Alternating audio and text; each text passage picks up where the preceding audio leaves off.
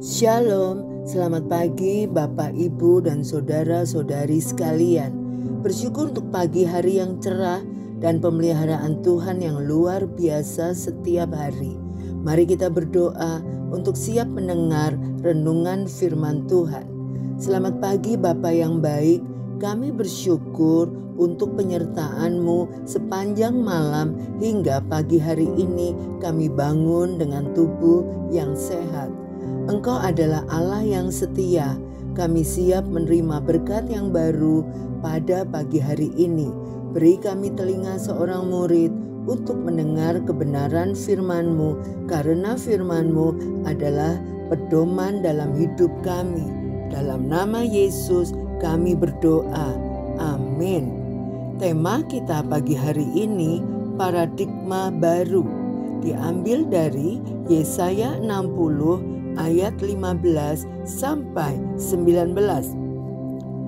Sebagai ganti keadaanmu dahulu ketika engkau ditinggalkan, dibenci dan tidak disingai seseorang pun, sekarang aku akan membuat engkau menjadi kebanggaan abadi, menjadi kegirangan turun-temurun.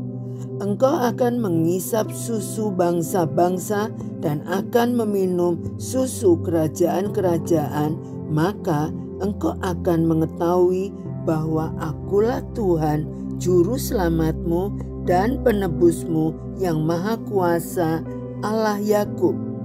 Sebagai ganti tembaga, aku akan membawa emas, dan sebagai ganti besi, aku akan membawa perak.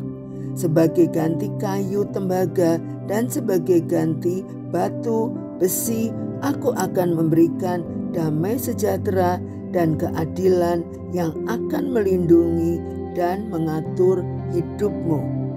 Tidak akan ada lagi kabar tentang perbuatan kekerasan di negerimu, tentang kebinasaan atau keruntuhan di daerahmu. Engkau akan menyebutkan tembokmu selamat dan pintu-pintu gerbangmu pujian.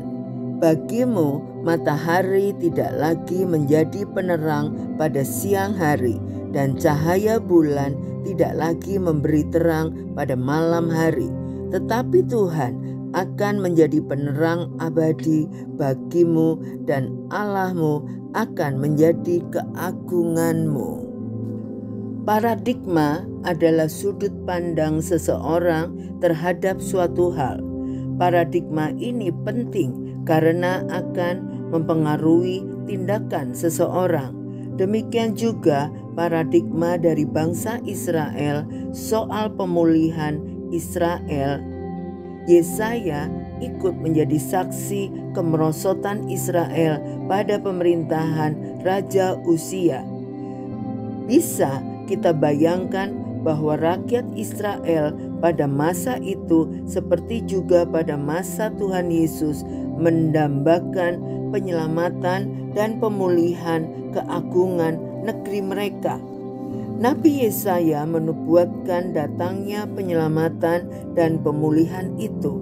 Namun menarik sekali, apa yang Yesaya janjikan bukan seperti paradigma umat Israel.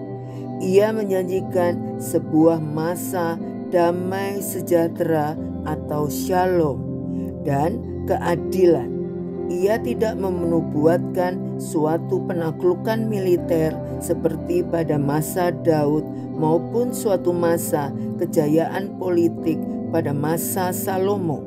Namun ia menubuatkan satu periode ketika Tuhan memerintah tanpa kekerasan. Kota Tuhan akan menjadi terang yang menerangi dunia yang gelap, yang akan dihuni oleh orang-orang benar. Tidak ada lagi duka cita, kelaliman, dan kekelaman. Semua akan sirna oleh kehadirat Tuhan. Umat Tuhan akan hidup dengan standar yang berbeda dari dunia. Tuhan memanggil kita untuk hidup dengan pengharapan akan dunia baru yang memiliki paradigma yang berbeda dari dunia yang kita hidupi sekarang. Alkitab pun Tuhan panggil dengan paradigma baru sehingga bisa menunjukkan gaya hidup yang berbeda. Gaya hidup yang mencerminkan kasih Yesus sehingga menghadirkan damai dan sukacita di bumi yang semakin tua ini. Dengan kasih yang kita tebarkan, semakin mengharumkan dan memuliakan namanya. Kita perlu menyadari bahwa pikiran negatif tidak memiliki kuasa. Kitalah yang memberi kuasa kepadanya. Mari kita berdoa.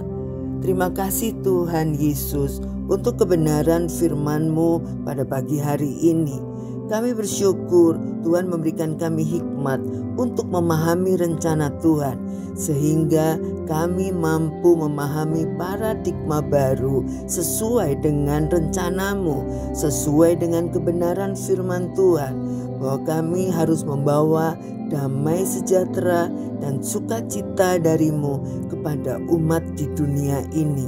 Tuhanlah yang memampukan kami menjadi terang bagi lingkungan kami. Kami bersyukur untuk kasih dan anugerah-Mu.